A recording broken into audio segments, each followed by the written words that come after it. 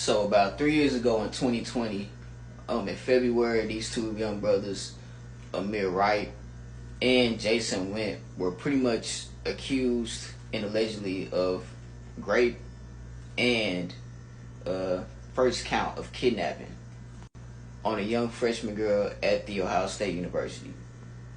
Now, clearly, both of these two young brothers were dismissed from the football team at the time of the incident pretty much happened. They were indicted.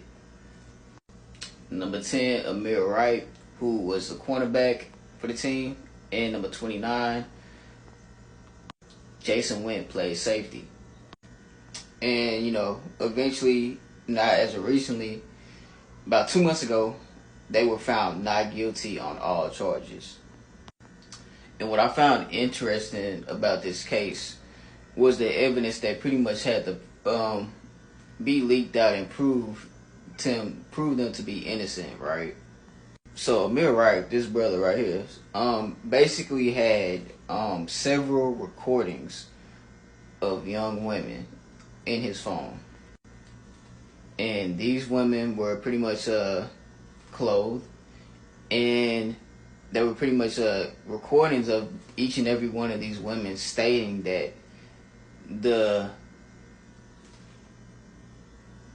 pretty much the interactions between them were consensual. And this is something normal that most Ohio State players do, or something that majority, I guess, college athletes do to pretty much keep themselves out of harm's way in safety from, any kind of incidents like this that may occur. But yeah, it's really hate to see it. These young brothers, lives, about 2 to 3 years of their lives are pretty much deprived and taken away from them.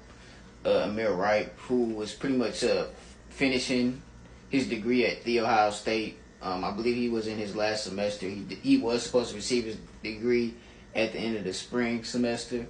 However, because of this case, they withheld his degree. And Jahsen Wint, who was about 2 semesters away from finishing his degree.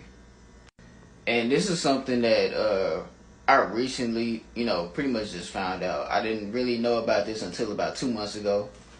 And, this was kind of something that was pretty much swept under the rug about 3 years ago.